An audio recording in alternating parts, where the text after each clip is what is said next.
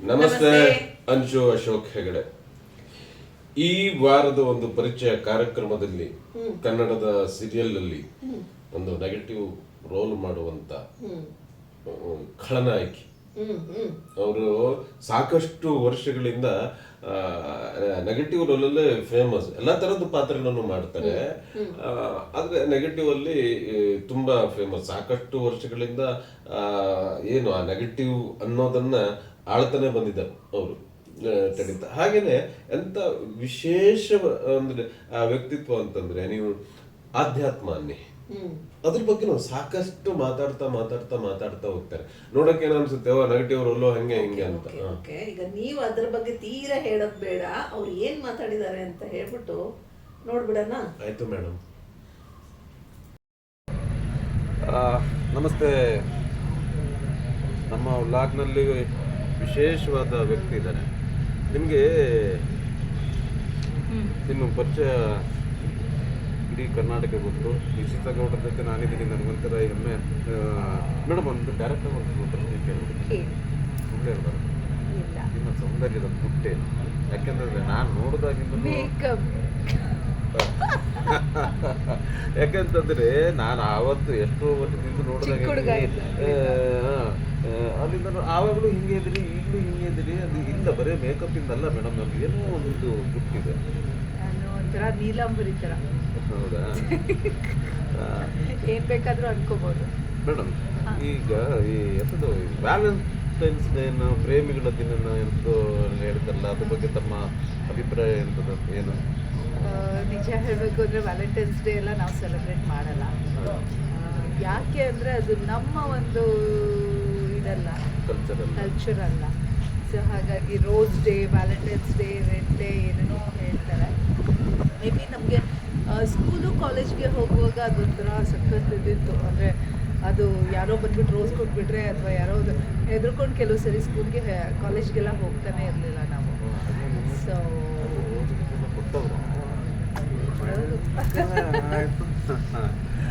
Madam, ಈಗ ವಿಷಯಕ್ಕೆ ಬರ್ತೀನಿ. ಪವಿತ್ರ ಬಂಧನ ಸೀರಿಯಲ್ಲು ಆನ್ ಏರಿದೆ ಕಲಾಸ್ಥಳದಲ್ಲಿ ರಾತ್ರಿ 10 ಗಂಟೆ ಗೊತ್ತಿರುವಂಥ ವಿಷಯ. ನಮ್ಮ ಪಾತ್ರನು ಇದು ತಾವಂತೂ ಬಿಡಿ ಆವತ್ತಿಂದ ಇವತ್ತು ಇದೇ ಥರ ನೆಗೆಟಿವ್ ರೋಲ್ಸ್ ಮಾಡ್ಕೊಂಡು ಬಂದಿದ್ದೀರಾ. ಅದ್ರ ಹೊರತಾಗಿ ಪವಿತ್ರ ಬಂಧನದ ಬಗ್ಗೆ ಮಾತಾಡೋದಾದರೆ ಏನು ಮಾತಾಡ್ತೀವಿ? ಡೈರೆಕ್ಟ್ ಇರ್ಬೋದು, ಟಿ ವಿ ಇರ್ಬೋದು, ಆರ್ಟಿಸ್ಟ್ ಇರ್ಬೋದು, ಆ ಥರದ್ದು. ಯಾಕಂದರೆ ಸೀರಿಯಲ್ ಬಗ್ಗೆ ಎಲ್ಲರಿಗೂ ಗೊತ್ತಿರುತ್ತೆ, ಮಾತಾಡೋದನ್ನೇ ಮತ್ತೆ ಮಾತಾಡೋದ್ರಲ್ಲಿ ಇದಿಲ್ಲ. All together team is very good actually. ಅದ್ಭುತವಾದ ಒಂದು ಟೀಮ್. ನಿಜ ಹೇಳಬೇಕು ಅಂದರೆ ಅದು ಹೆಂಗೆ ಮ್ಯಾನೇಜ್ ಮಾಡ್ತಿದ್ದಾರೋ ನಮ್ಮ ಡೈರೆಕ್ಟ್ರು ಗೊತ್ತಿಲ್ಲ. ಎಲ್ಲ ಥರದ ಆರ್ಟಿಸ್ಟ್ಗಳು ಇದ್ದಾರೆ ಇಲ್ಲಿ.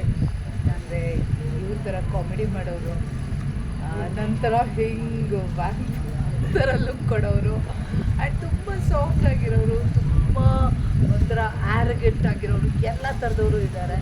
ಅದು ಅಂದರೆ ನಾನು ಹೇಳ್ತಾ ಇರೋದು ಕ್ಯಾರೆಕ್ಟರ್ ವೈಸ್, ಓಕೆ, ಪರ್ಸ್ನಲಿ ಅಲ್ಲ. ಸೊ ಎಲ್ಲ ಥರದವರು ಇದ್ದಾರೆ. ಆ್ಯಂಡ್ ಒಂದ್ಸರಿ ನಾವು ಬಣ್ಣ ಹಚ್ಚಿದ ಮೇಲೆ ನಾವು ಆ ಕ್ಯಾರೆಕ್ಟರ್ ಒಳಗೆ ಇನ್ವಾಲ್ವ್ ಆಗಿಬಿಟ್ಟಿರ್ತೀವಿ. ಅಟ್ ದ ಸೇಮ್ ಟೈಮ್ ಸ್ವಲ್ಪ ಬ್ರೇಕ್ ಟೈಮಲ್ಲಿ ಈ ಥರ ಕಾಮಿಡಿ ಮಾಡೋದು, ಅದು ಇದು ಮಾತಾಡೋದು, ಜೋರಾಗಿ ನಗೋದು ಎಲ್ಲ ಆಗ್ತಾ ಇರುತ್ತೆ. ಸೊ ಹೀಗಾದಾಗ ಪಾಪ ನಮ್ಮ ಡೈರೆಕ್ಟ್ರು ಒಂದಷ್ಟು ಜನ ಶೂಟಿಂಗ್ ಮಾಡುವಾಗ, ಅಂದರೆ ಒಂದಷ್ಟು ಜನ ಆರ್ಟಿಸ್ಟ್ ಜೊತೆ ಶೂಟ್ ಮಾಡುವಾಗ ಎಲ್ಲ ಸಿಕ್ಕಾಪಟ್ಟೆ ಸೌಂಡು, ಗಲಾಟೆ ಎಲ್ಲ ಆಗ್ತಾ ಇರುತ್ತೆ. ಅಣ್ಣಂಗೆ ಚೆನ್ನಾಗಿ ಗೊತ್ತು. ಸೊ ಆವಾಗ ಪಾಪ ಅವ್ರು ಕೋಪ ಮಾಡ್ಕೊಳೋಕ್ಕಿಲ್ಲ, ಹಾಗೆ ಅವರು ಆರಾಮಾಗಿರೋಕ್ಕೂ ಆಗಲ್ಲ. ಸುಮ್ಮನೆ ಇದ್ಬಿಟ್ರೆ ನಾವು ಹೆಂಗೆ ಬೇಕು ಹಂಗೆ ಇಟ್ಬಿಡ್ತೀವಿ. ಸೊ ಹೇಗೋ ಮ್ಯಾನೇಜ್ ಮಾಡ್ತಾ ಇದ್ದಾರೆ ಕಪ್ಪೆಗಳನ್ನ ತಕ್ಕಡಿಗೆ ಹಾಕ್ದಂಗೆ. But wonderful actually. ಅವ್ರ ಪೇಷನ್ಸ್ಗೆ ನಿಜವಾಗ್ಲೂ ಮೆಚ್ಚಬೇಕು. ಅಟ್ ದ ಸೇಮ್ ಟೈಮ್ ನಮ್ಮ ಕೋ ಆರ್ಟಿಸ್ಟ್ಗಳ ಬಗ್ಗೆ ಹೇಳೋದಾದರೆ ಸೂಪರ್. ಅಫ್ಕೋರ್ಸ್ ನಾನು ಇವ್ರ ಜೊತೆ, ಅಣ್ಣನ ಜೊತೆ, ಇದು 2ನೇ ಸೀರಿಯಲ್ಲ, 2 ಮೊದಲೇನೋ ಅದು ಅವರು ಗೊತ್ತಿಲ್ಲ. ಓಕೆ, ನನಗೆ ಗೊತ್ತಿರೋ ಹಾಗೆ ಇದು 2ನೇ ಸೀರಿಯಲ್ಲು. ಸೊ ನಿಜವಾಗ್ಲೂ ಇಂಥ ಒಳ್ಳೊಳ್ಳೆ ಕಲಾವಿದ್ರ ಜೊತೆ ಆ್ಯಕ್ಟ್ ಮಾಡೋದಕ್ಕೆ ಸಖತ್ ಖುಷಿ ಅನಿಸುತ್ತೆ. ಆ್ಯಂಡ್ ಏನೋ ಒಂಥರ ವಿ ಆರ್ ಬ್ಲೆಸ್ಡ್. ಮೇಡಮ್, ತಾವು ಸಾಕಷ್ಟು ವರ್ಷದಿಂದ ಈ ಜೊತೆಗಿದ್ದೀರಿ, ಸೀರಿಯಲ್ಲು, ಸಿನಿಮಾ. ನೀವು ಇದ್ದ ಆ ಬಿಗಿನಿಂಗು, ಆಗಿನ ಕಾಲ ಈಗಿನ ಕಾಲ ಅನ್ನೋದು, ಯಾಕಂದರೆ ಸಾಮಾನ್ಯ ಸೀರಿಯಲ್ಗಳು ಬಂದರೆ 30-35 ವರ್ಷದ ಮೇಲೆ ಆಗುತ್ತೆ. ನೀವು ಸಾಮಾನ್ಯವಾಗಿ 20 ವರ್ಷದ ಮೇಲಿಂದಲೂ ಇದ್ದೀರಿ ಅಂತ ಅನಿಸುತ್ತೆ ನನ್ನ ಪ್ರಕಾರ. ಆಲ್ಮೋಸ್ಟ್ 20 ವರ್ಷ ಹತ್ತತ್ರ ರೀಚ್ ಆಗ್ತಾ ಇದೆ. ಆಗಮಕ್ಕೂ ಈಗಿನ ಇದಕ್ಕೂ ಏನು ವ್ಯತ್ಯಾಸ ಇದೆ? ಅಕಸ್ಮಾತ್ತಾಗಿ ವ್ಯತ್ಯಾಸ ಇದ್ದರೆ, ಎಸ್ಪೆಷಲಿ ನಾನು ಹೇಳ್ತಾ ಇರೋದು ಆರ್ಟಿಸ್ಟ್ಗಳ ಬಗ್ಗೆ ನಾನು ಹೇಳ್ತಾ ಇದ್ದೀನಿ. ಯಾಕಂದರೆ ನಾನು ಆರ್ಟಿಸ್ಟ್, ನೀವು ಆರ್ಟಿಸ್ಟ್ ಆಗಿರೋದ್ರಿಂದ ಈ ಪ್ರಶ್ನೆನ ನಾನು ನಿಮಗೆ ಕೇಳ್ತಾ ಇದ್ದೀನಿ. ಇದರಲ್ಲಿ ಏನೋ ಒಂದು ರೀತಿ ಅಸಮಾಧಾನ ಅನ್ನಿಸ್ತಾ ಇದೆ ಅಲ್ಲ ನಿಮ್ಮಲ್ಲಿ? ಅಲ್ಲ ಹೇಳಿ, ನನ್ನಲ್ಲೇ ಅನ್ನೋದು ಬಿಟ್ಟು ನೀನು ಜನರಲ್ ಆಗಿ ಮಾತಾಡಿ. ಓಕೆ, ಜನರಲ್ ಆಗಿ ಮಾತಾಡೋದಾದ್ರೆ ಅಫ್ಕೋರ್ಸ್ ಈಗ ಹೆಂಗಾಗ್ಬಿಟ್ಟಿದೆ ಅಂದರೆ ಆರ್ಟಿಸ್ಟ್ಗಳಿಗೆ ಇವಾಗ ಮುಂಚೆ ಆಗಿದ್ದರೆ, ಅಂದರೆ ನಾನು ಬಂದಾಗಲೂ ಅದೆಲ್ಲ ಸ್ವಲ್ಪ ಕಡಿಮೆ ಆಗಿತ್ತು. ಮೇ ಬಿ ಇವ್ರು ನಮ್ಗಿಂತ ಸೀನಿಯರು, ಸೊ ಹಾಗಾಗಿ ಇವರಿದ್ದಾಗ ಆ ಒಂದು ಡಿಸಿಪ್ಲಿನ್ ಇತ್ತು ನಮ್ಮ ಇಂಡಸ್ಟ್ರಿಲಿ. ಈಗಿಲ್ಲ ಅಂತ ಖಂಡಿತ ಹೇಳಲ್ಲ, ಆನ್ ಟೈಮ್ ಬರಬೇಕು ಎಲ್ಲ ಇದೆ. ಬಟ್ ಏನಾಗುತ್ತೆ, ಎಲ್ಲೋ ಒಂದು ಕಡೆ ಅಂದರೆ ನಾನೇ ನನ್ನ ಬಗ್ಗೆನೇ ಹೇಳ್ಕೊಳ್ತೀನಿ, ಸುಮ್ಮನೆ ಬೇರೆಯವ್ರ ಬಗ್ಗೆ ಹೇಳೋದಲ್ಲ. ಅಷ್ಟೊತ್ತಿಗೆ ಬರ್ತೀನಿ, ಇಷ್ಟೊತ್ತಿಗೆ ಬರ್ತೀನಿ, ನಂಗೆ ಆ ಕೆಲಸ ಇದೆ, ಈ ಕೆಲಸ ಇದೆ ಅನ್ನೋದೆಲ್ಲ ಇರುತ್ತೆ. ಬಟ್ ಆವಾಗ ಹಂಗಿರ್ತಾ ಇರಲಿಲ್ಲ. ಇಷ್ಟೊತ್ತಿಗೆ ಇಲ್ಲಿರಬೇಕು. ಅದರಲ್ಲೂ ನಮ್ಮನ್ನು ಕೆಲವೊಂದೊಂದು ಶೂಟಿಂಗ್ಗಳಲ್ಲಿ ಹೆಂಗೆ ಮಾಡೋರು ಅಂದರೆ, ಎಲ್ಲಿಂದನೂ ಕರ್ಕೊಂಡು ಹೋಗ್ಬಿಟ್ಟು ನಮ್ಮನ್ನು, ಅಂದರೆ ನಮ್ಮ ಮನೆಗಳಿಂದ ಪಿಕಪ್ ಮಾಡಿ ಡೈರೆಕ್ಟ್ರ್ ಮನೆಯಲ್ಲಿ ಕೂರಿಸ್ಬಿಟ್ಟು ಒಂದಷ್ಟು ಹೊತ್ತು, ಅಂದರೆ ಬೆಳಗಿನ ಜಾವ 5 ಗಂಟೆಗೆ ಕರ್ಕೊಂಡು ಹೋಗ್ಬಿಟ್ಟು ಅಲ್ಲಿ ಕೂರಿಸ್ಬಿಟ್ಟು 7 ಗಂಟೆಗೋ 8 ಗಂಟೆಗೋ ಅಲ್ಲಿಂದ ಗಾಡಿ ಕಳಿಸಿ ಲೊಕೇಶನ್ ಕಳಿಸೋದು. ಸೊ ಅದನ್ನೆಲ್ಲ ನಾವು ಆರಾಮಾಗಿ, ಅಂದರೆ ಅದು ಕಷ್ಟ ಅಂತಲೂ ಅನ್ನಿಸ್ತಿರ್ಲಿಲ್ಲ, ಏನೂ ಅನ್ನಿಸ್ತಿರ್ಲಿಲ್ಲ.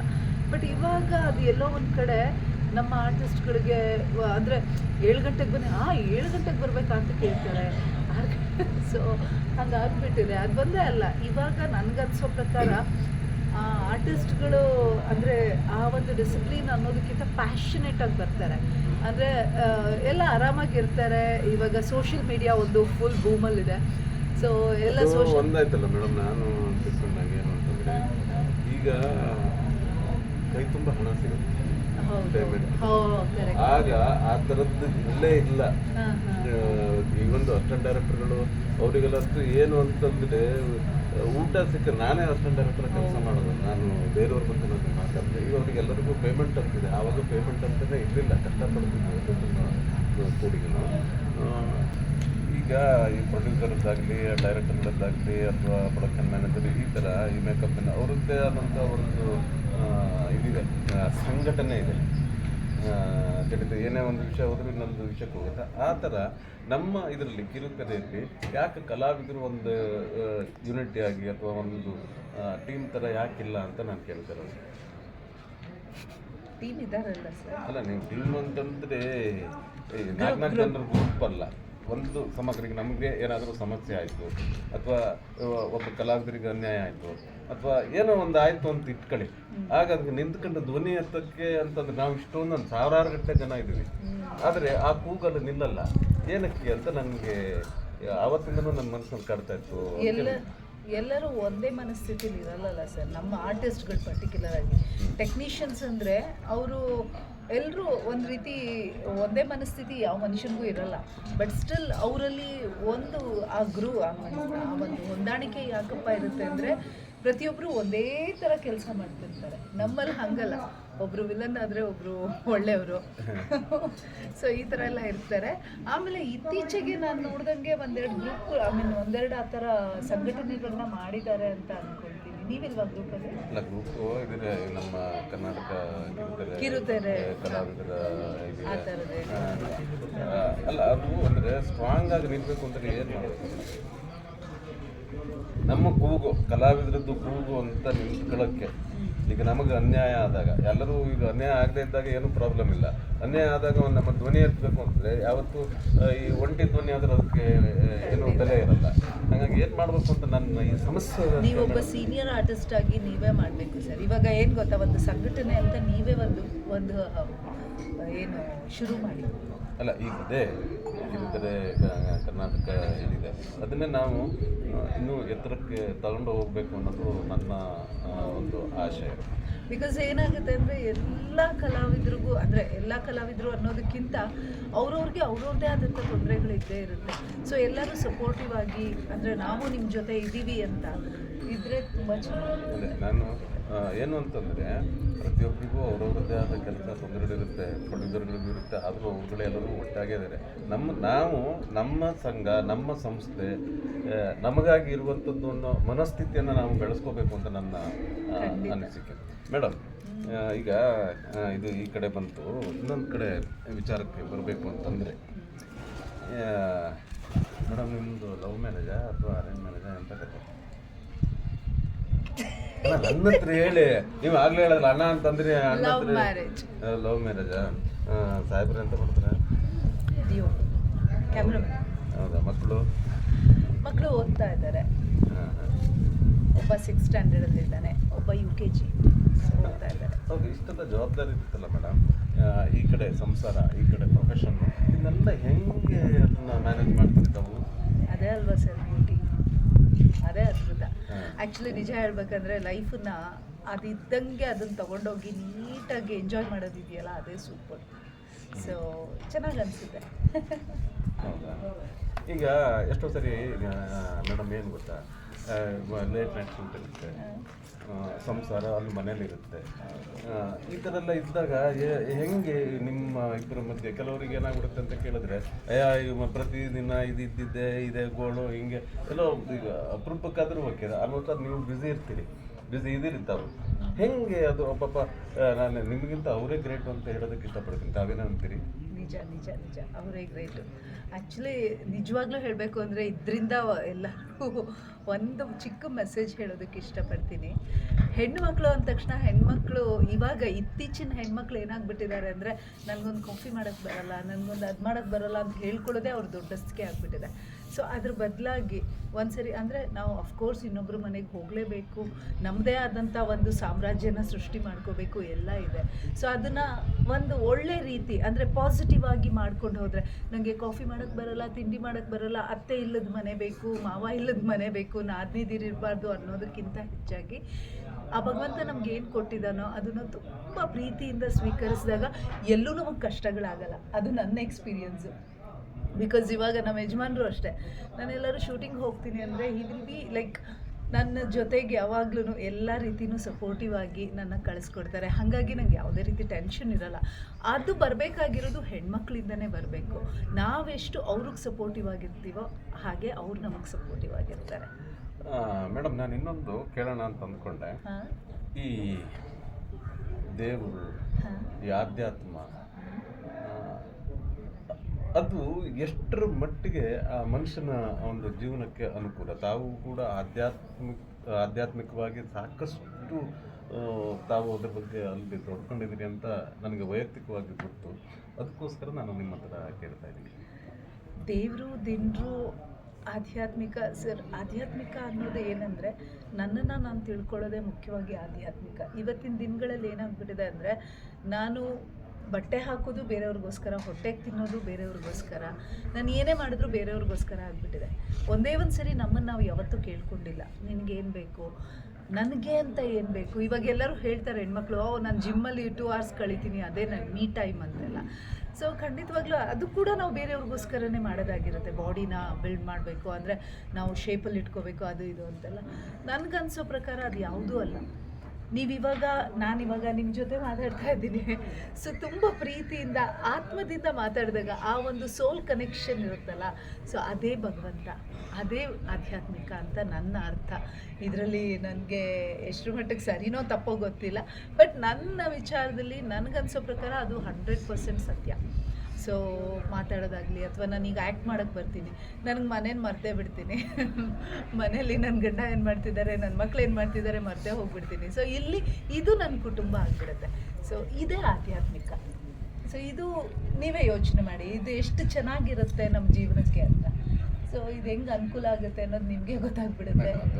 ಯಾಕಂತಂದರೆ ಈ ಅಂತರಂಗ ಇರುತ್ತೆ, ಆ ಶುಚಿತ್ವ ಬಂದಾಗ ಪ್ರತಿಯೊಂದು ಶುಚಿಯಾಗಿ, ಮಾನಸಿಕವಾಗಿ, ದೈಹಿಕವಾಗಿ, ಯಾವುದೇ ಇದರಲ್ಲೂ ಅದು ಅಂತರಂಗ ಪರಿಶುದ್ಧಿ ಹೊಂದಿರಬೇಕು. ಇದು ನನ್ನ ಮತ್ತು ನನ್ನ ಹೆಂಡತಿಯ ಬ್ಲಾಗ್. ಇದರಲ್ಲಿ ತಾವು ಬೇರೆ ಏನು ಮಾತಾಡೋಕ್ಕೆ ಇಷ್ಟಪಡ್ತೀನಿ? ತಮ್ಮ ಇಷ್ಟ. ಯಾರಿಗಾದ್ರೂ ಧನ್ಯವಾದ ಹೇಳೋದಿದ್ರೆ ಅಥವಾ ಯಾರಿಗಾದ್ರೂ ಬೈಯೋದಿದ್ರೆ ಅದನ್ನು ಹೇಳ್ಬಿಡಿ. ಖಂಡಿತ ಬೈಯೋದಕ್ಕಂತೂ ಯಾರೂ ಇಲ್ಲ ನನಗೆ.